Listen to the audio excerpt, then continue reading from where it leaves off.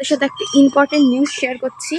এই যে এইটা হলো সেই ব্যক্তি। আরে আরে আমি এসেছিলাম বাজারে, কীর্তন হচ্ছে, ওইখানে গেছিলাম মার সাথে। এই যে এটা হলো ইটভাটা, আর এটা হলো ইটভাটার মালিক দীপাঞ্জনা। দীপাঞ্জনার পেছন পদ, যা বলবা। আর এই যে ইটভাটা, এখানে প্রচুর ইট আছে। এই ইট হচ্ছে বাঁশের সমতুল্য। বাঁশ আর ইট একই না? বাঁশ খেলেও মানুষ মরে, ইট খেলেও মানুষ মরে।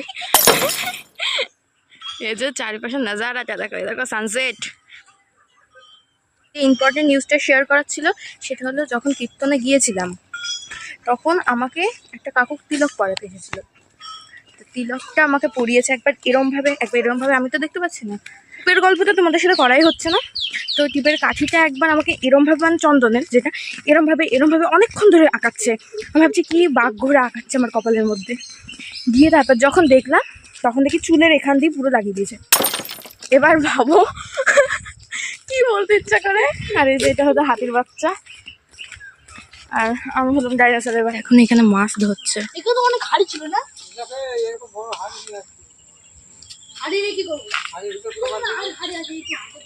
যাই হোক, তোমরা দেখছো, দেখাচ্ছি পিরামিডের চূড়ায় কুকুর, এক যুগান্তকারী ঘটনা। এখানে উঠলো কি করে এই কুকুরটা? দেখা যাচ্ছে কি ক্যামেরায়? ওই যে পিরামিডের মাথায় কুকুর। এ ভাই দড়ি ছোট তো, এসে গুতি মুতি দিলে মর যাবো নে, পালা।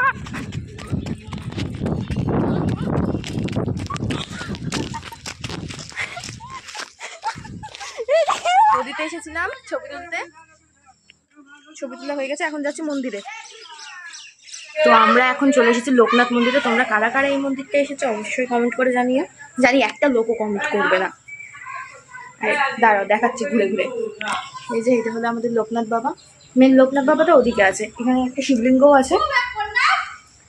এই যে এখানে এসেছি, তোমরা হচ্ছে কার সাথে এসেছি? এই যে একটা ডাইনোসরের বাচ্চার সাথে এসেছি। এই যে কেশবতী। তো আমাকে কেমন লাগছে অবশ্যই কমেন্ট করে জানিও। খুবই বিচ্ছিরি, আমি জানি আমাকে বিচ্ছিরি